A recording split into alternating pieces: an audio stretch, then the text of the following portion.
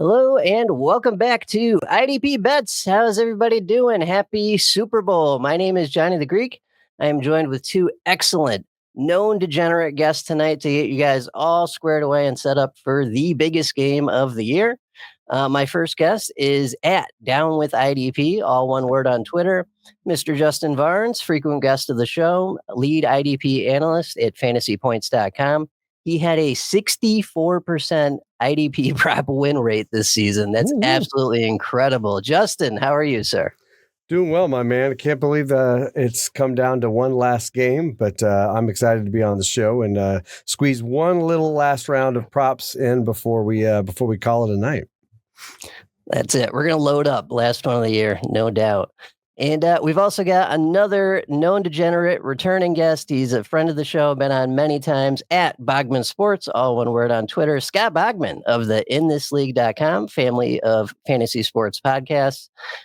Scott is also the winner of the Pentathlon League, which is Superflex, Best Ball, DFS, Survivor, and Pick'em all rolled into one, filled with absolute sharks, and he took that down this year. So that's super impressive. Scott, how are you, sir? Appreciate it. Yeah. Welsh and I split the entry to that. And I will admit he probably did a little bit more work on it this year because he was in charge of DFS for like the last 7 or 8 weeks. But I do a lot of the auction team crushed it this year. We shared the picks while we were doing them, and picks were pretty good as well. We didn't go deep in Survivor, but still ended up like 3rd or 4th because nobody goes deep in Survivor. So that was fun. I do have one question for both of you guys. Did speaking of degenerates, were there any Pro Bowl games bets from anybody or anything like that, or is that just a step too far from it? No, I didn't. Justin, did you? No, I didn't. But it's definitely not a step too far. It's actually a lot of fun to bet on, which I definitely have bet in the past. And I was a little bummed that I didn't sit down and do the homework. And I was like, okay, I'm really just throwing money. I'm lighting it on fire to try and bet. But actually, Pro Bowl in the past has been one of my favorite things to bet on, just because it's such a circus out there. But how about you? Did you get anything going on there, Scott? No. I was actually last week I had COVID, so I was sick last week. But yeah, I always kind of wondered because I placed a couple of combine bets last year, not many, but I also think that's a little bit down the road as well. As to what these guys are going to run. Some of I'm a Texas fan, so I bet the under on Xavier Worthy. You know what I mean? I do that kind of stuff, but those are also a little dicey in turn because somebody gets sick down there and they run add 0.2 seconds and screws up your whole bet. So yeah.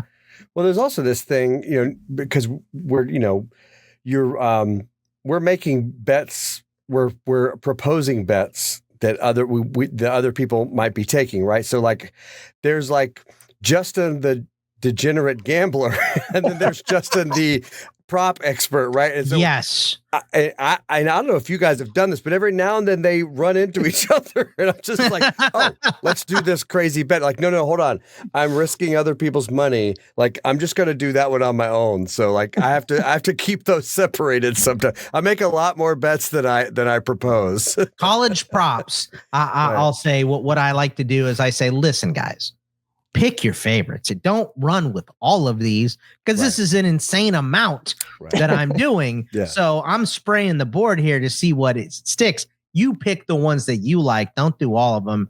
Of course, we always preach responsibility in these bets and don't go chasing and all that stuff too. But, degenerates, it'll happen. So. Yes, yeah, I can relate. I can definitely relate. Speaking of which, these what we're about to say, not suggestions. We're just discussing the bets that we're going to be making personally for the Super Bowl. Set a limit and stick to it. For help with problem gambling, please call 1-800-GAMBLER. And fellas, I got season-long transparency. I did the math at the end of the year. So IDP Bets was 72-50 overall, with 10 winning weeks, 4 losing weeks, and 3 weeks that ended in a tie. That's pretty darn good to start for our first year. Take it. Absolutely. Yes, nicely done. Yes, sir. All right, let's start with Mr. Bogman. What do you got for number 1 for the Super Bowl? I'm going to go Eagles over 2.5 sacks at plus 105. The reason I fell on this kind of as an overall prop was because I just didn't like the numbers for a lot of the individual players in this game. And I was looking at DK, which is what I typically do, and I just did not see a lot of tackle props that I liked either. So I just thought they were just a little juiced up if you're going under. I don't think the number was good enough to take the over on a lot of them. This is kind of even money. It's probably boring for the degeneracy that we've all been talking about here, but over 2.5, I think is fairly safe. Chiefs still pass the ball a lot. I think they gave up 2.4 sacks per game, somewhere in that neighborhood. I think this Eagles front can get to Mahomes 3 times. So I like that one at plus 105. Yeah, that's a good price for something that seems pretty likely. Yeah, definitely.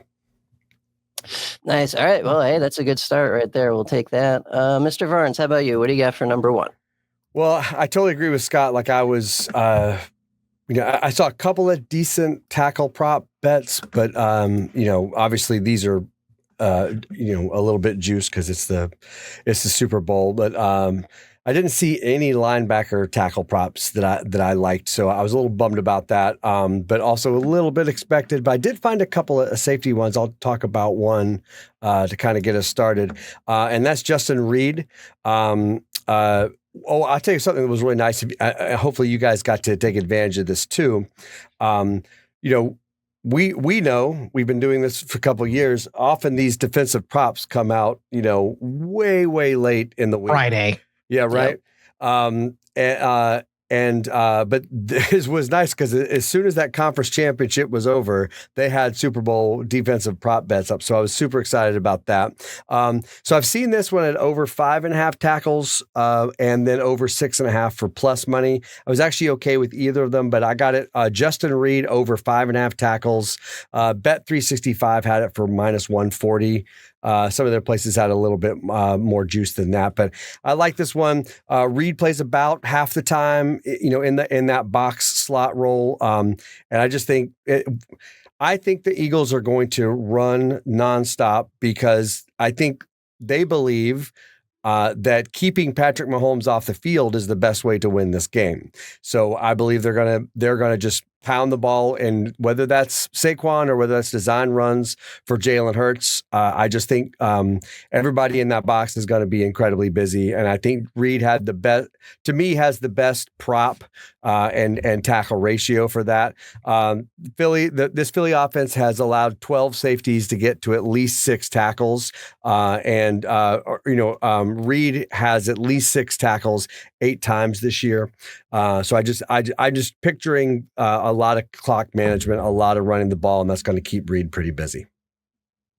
That's the only tackle prop that I even considered, to be honest with you, was the Justin Reed one, because I thought the linebacker ones were juiced up too much. Oh my God. Yeah. Vaughn was like 10.5, something like that. And I think Bolton was 8.5, and Bolton probably a better number, but the juice was bad on that one. So Reed was the only one I considered. My only thought process, and I don't think this is going to happen, but the only reason that I backed off of it, because we're both only picking 2 also.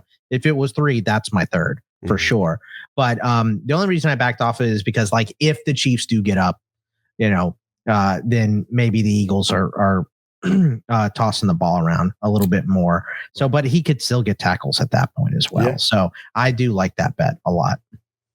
Yep. And Justin, interesting how your thought process mirrored mine exactly. Because I looked at the linebackers first, because, both sides are probably going to be running quite a bit. So I thought there'd be some value there. But I'm not touching 10.5 on Bond.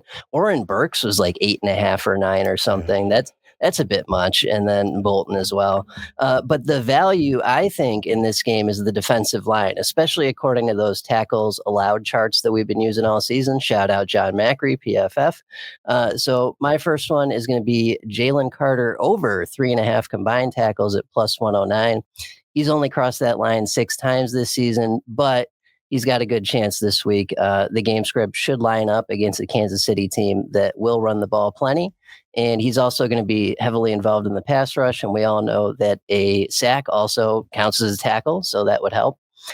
Kansas City allows the 6th most tackles to opposing defensive linemen at 17.5 per game. So there should be plenty to eat for our Philly defensive linemen. And while Carter was quiet against Washington in the NFC title game with just the 2 tackles, that game script also got away from Washington quickly. They had to abandon their run game, try and pass their way back into it. Against LA the week prior, he had 5 combined tackles and 2 sacks. I'd expect kind of closer to that against Kansas City this week. Carter also sat early against Washington due to the blowout. I don't see that happening here either. So I like that quite a bit. Jalen Carter over 3.5 combined at plus 109. Yeah, that was one I'd heavily considered as well. And I think for all the reasons you're saying, we think of Kansas City, we think of Patrick Mahomes throwing it to Travis Kelce, but the numbers say different. They have been a much more of a running offense this year, and I'm sure all 3 of us have profited off of that because often those DL props for tackles will come in lower than normal. So I was hoping to get it at 2.5, but I think 3.5 is still a good number, particularly as well as Carter is playing right now, as much as he is dominating. I'm gonna bring his name back up in just a little bit. So I like your thinking on that. Nice, beautiful. All right, Mr. Bogman, what do you got for number 2?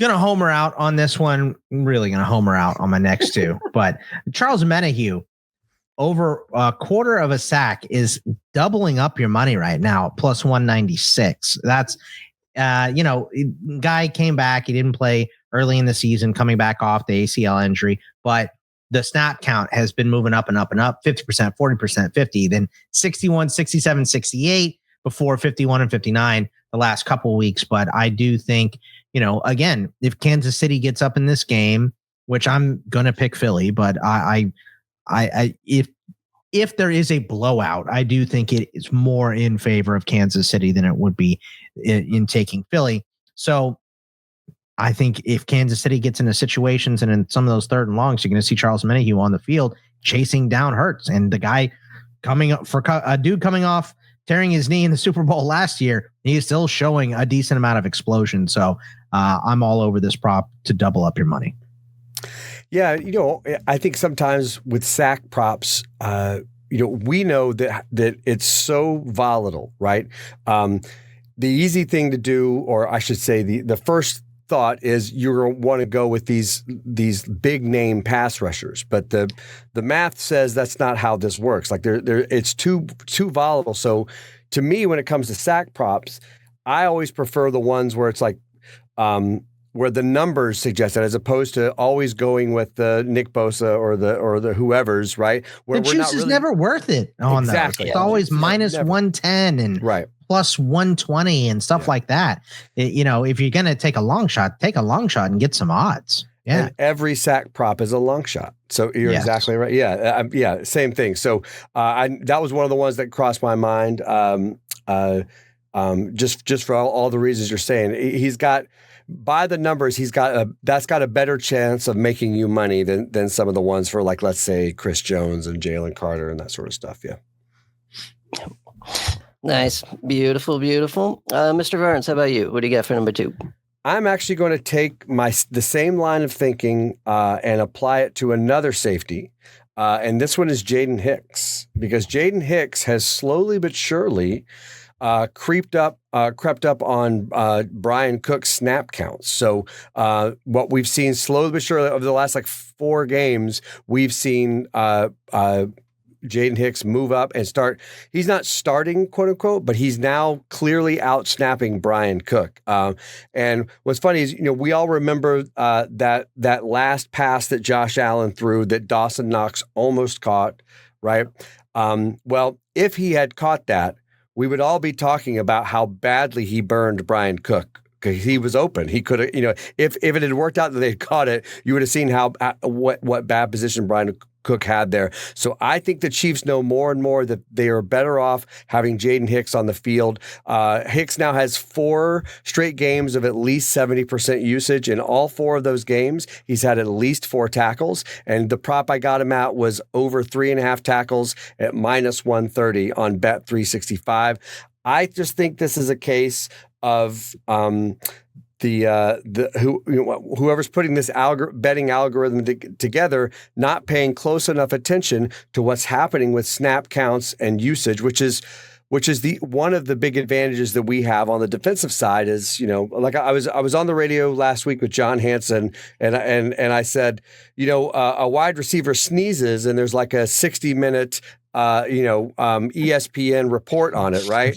But defensive players, you can't get any information. The regular person can't get any information on what's happening with snap counts and who's starting and who moved into the slot and all that sort of stuff. So I'm always looking for some way to leverage that. And I think this is one of the ways that if you've got a safety playing 70 to 80% of the snaps and the tackle prop is 3.5, I'm going to take it. And again, just as if we're applying the same sort of thing that we're applying to Justin Reed, Saquon Barkley, controlling the clock, I think that the Eagles are likely to run more plays than the Chiefs, and that just helps both Jaden Hicks and Justin Reed. Now, if this game script goes completely the other way, you can flush both my bets down the toilet. But I'm going to stick to my guns and assume that's what will happen.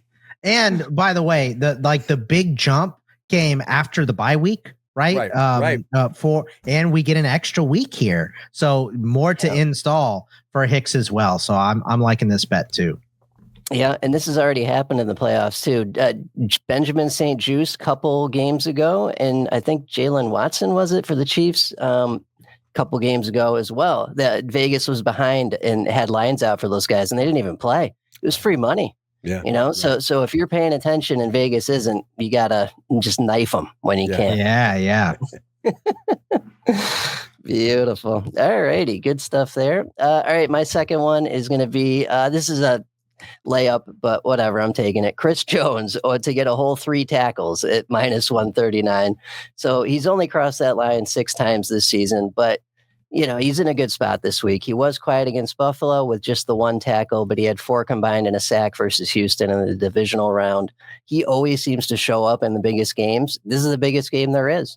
He'll be going up against a Philly team that allows the most defensive line tackles in the league at 20.1 per game. So there'll be plenty to eat.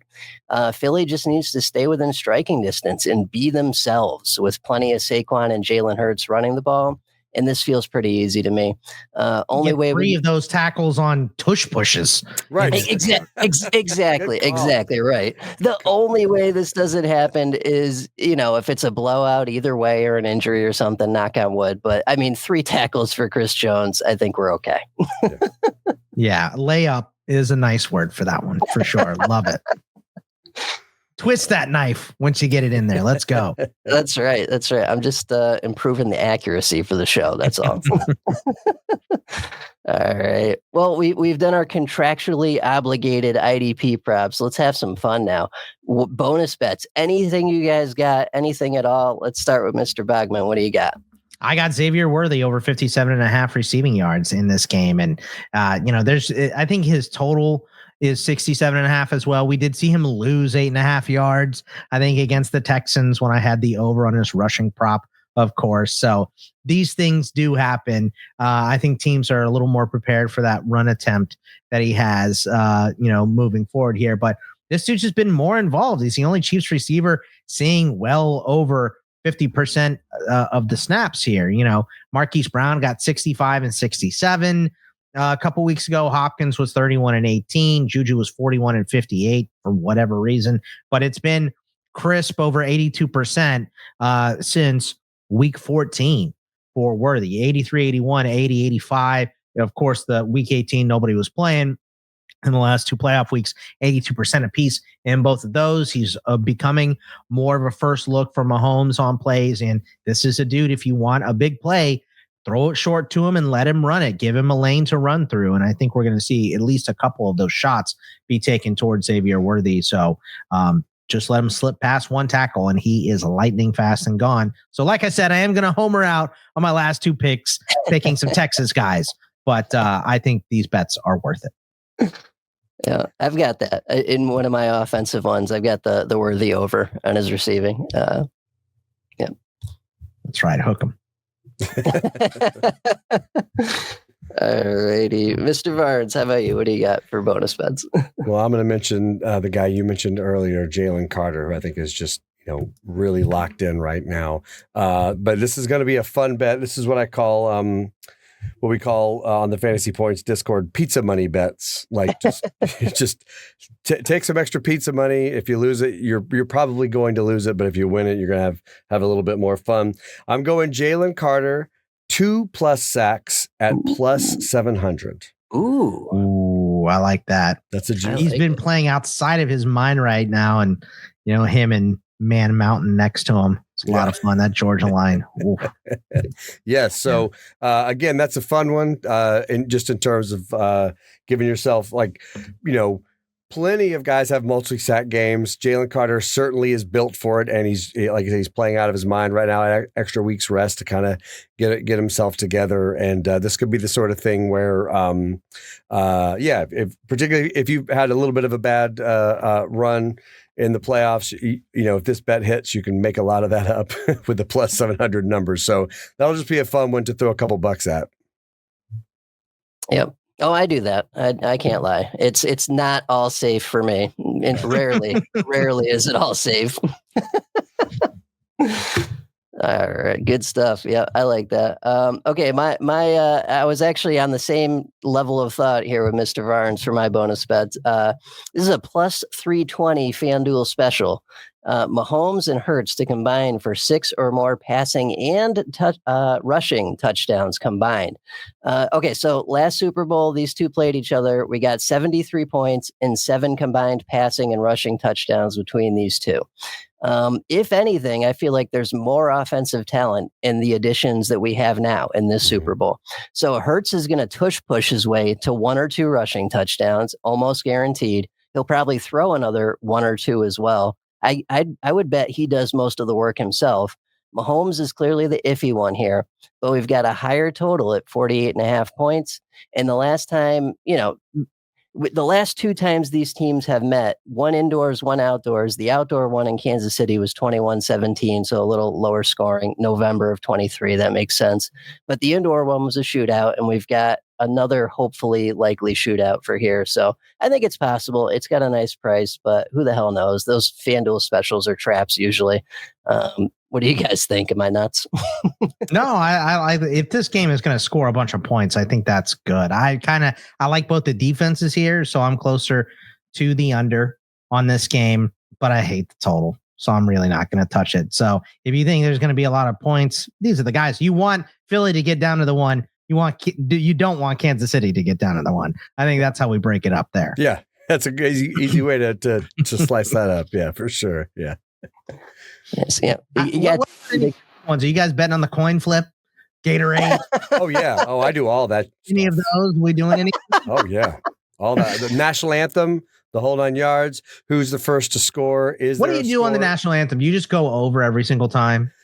Yeah. Unless it's a if I feel like the more outgoing the artist is, the more it's going to be over. And then there's sometimes I'm like, all right, this person strikes me as the type who's like, you know what? I'm just going to put it down the fair. I'm just going to hit it down the fairway, just sing the national anthem the way it's supposed to be. And so every now and then I take the under, but almost every time I take the over. And Who's doing the national anthem again this year? I don't remember who it is. I'm blanking on it too. Is it? Well, I gotta look that up. Yeah. An interesting point on national anthems. If it's a military service person singing it, under. If it's like what Justin said, a flamboyant artist type, over. That's the way I've always looked at that. Or if it's that girl from the home run derby, it's going to be terrible. So, why can't I find out who? Is it John Batiste? Oh, I think it is. I think that's what it is. Yeah. I wish I knew anything about music. I don't know. Yeah, I don't know. Who is that? Who is John Batiste? He's a New Orleans jazz musician. Oh, okay. Great musician. It's in New Orleans. I'm definitely going the over. Okay. Okay. All right. Yeah, there we go. Not a country singer. Gonna be the over. Let's go. Right. Yeah. Oh yeah. I've got the octopus. I've got overtime. I've got non-quarterback throwing touchdown. I've got all the dumb stuff. Didn't they take the Gatorade one off last year? Like you can't guess the Gatorade color anymore. Yeah. So we do a thing at my Super Bowl party where we list all of those out, and then everybody who shows up to the party drops a 20 into the jar. And then everyone fills out a sheet. Yeah. Whoever gets the most right wins the pot. Love it. That's great. And it's just a bunch of, will there be a fun party game? Yeah, exactly. Yeah. And what's cool is if you break it up, everybody is paying attention at the very beginning of the game to see the coin toss and the whatever. And then like there will be a score within 2 minutes before halftime. So it's like the entire game, even the people who know nothing about football are just kind of there to hang out. They're all like invested in seeing whether or not their bets are going to hit. So it's fun. Nice. That's awesome. You always got to do something special for the Super Bowl. So even when I first got into Twitter and IDP land and all that, we always did a special Super Bowl show with Dr. Super Bowl. I don't know if you guys remember him on Twitter.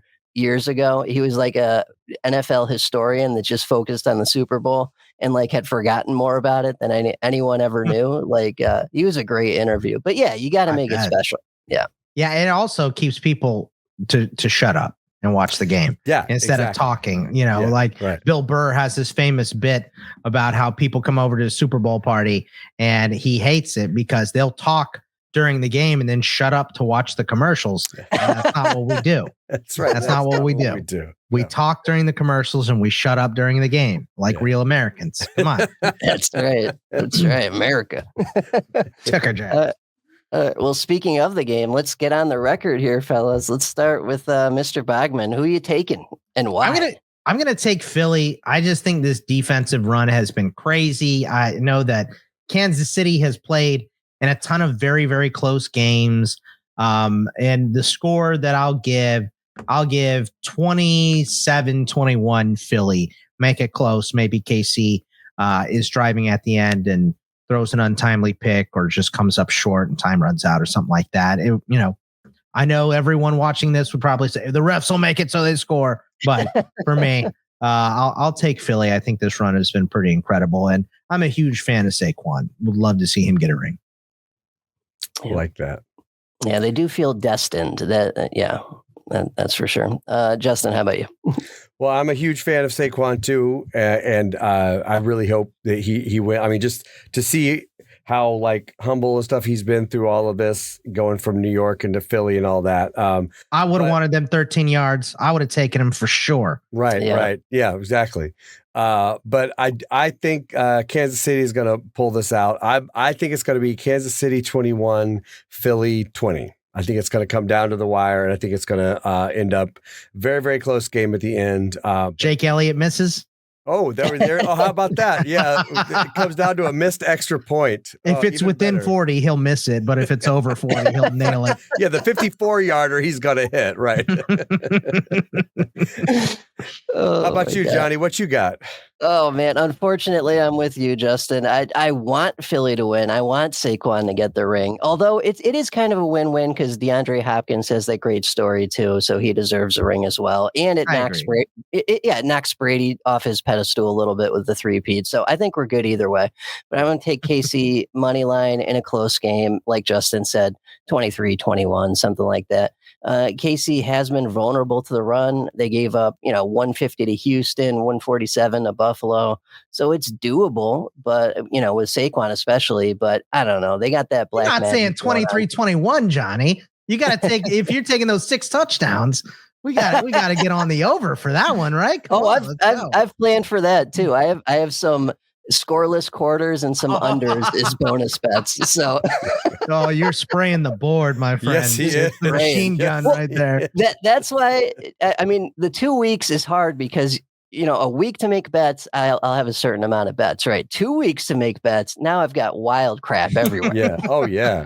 Too much time on our hands, right? Too much tinkering time. That's right. Yeah. No baseball yet. Yep. I know. Yep. Too much time. Yep. Beautiful. Well, good stuff, fellas. Let's get you out of here on this. Any announcements for the crowd? Let's start with Mr. Bogman. What do you got going on this off season? Where can the people find you for the fantasy baseball content and everything else you got going on? Yeah, thanks for having me again. This is always a fun show to do, and fun doing a show with Mr. Varnes here for the first time. And Bogman Sports on the Twitter. That is where it can be found. I'm doing all the baseball stuff with the Welsh over at In This League. And I have the War Room with my guy CK from Fantasy Six Pack.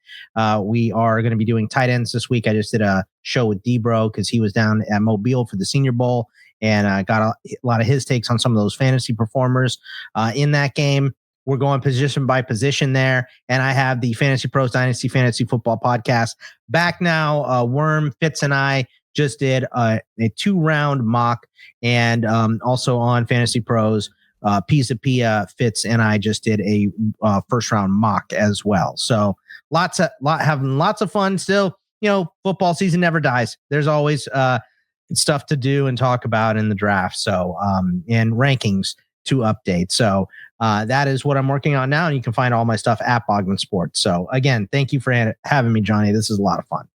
Oh man, always a pleasure. Love having you, and we'll 1,000% be banging on your door for next season. You can count on that. And Mr. Varnes, how about you? Anything going on this off season, and where can the people find you? Well, you can find me on Twitter at downwithidp. You can also find me over at fantasypoints.com, where I'll do some work. And then also the IDP show. We got some cool stuff coming up I'll be trying to do in the off season, just getting ready for the draft and some free agency stuff as well. But easiest place to find me is on Twitter.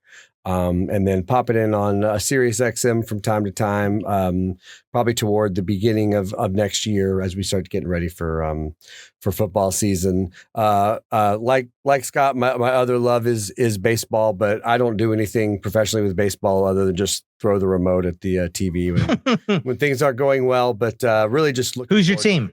I have 3 teams because I'm from Florida before Florida had baseball. So the only thing we had was cable. So I fell in love with the Chicago Cubs, the Atlanta Braves, and the New York Yankees. There you go. I basically, I live in Atlanta now, so I spend most of my time agonizing over the Braves.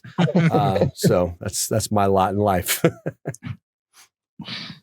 Beautiful. Good. Well, thank you, Justin. We love having you on, man. And 1,000%. Hopefully you'll be back next season. We'd love to have you.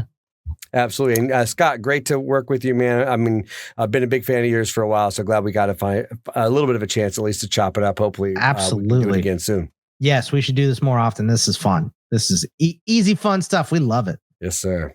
That's it. Degenerate stuff, no doubt. Beats digging ditches. That's right. It certainly does. Well, that is it for us for the 2024-25 season. Thank you guys so much for listening all year. It's been an adventure, that's for sure. But hey, we came out on the winning side and by a pretty good margin, and hopefully that's the same for the Super Bowl. Good luck this week, everyone. Before we get out of here, please subscribe to our YouTube channel for our other shows, the flagship IDP Show podcast, the IDP After Show, the IDP Trade Show, and IDP Drafts. If you'd like to support the show, you can do so for just $5 a month over at theidpshow.com. We've got premium features for paid supporters that we know you'll enjoy. Follow us on Twitter at the IDP Show, all one word. Thanks, guys. Good luck. Happy Super Bowl. We'll catch you next year. Take care. Bye-bye.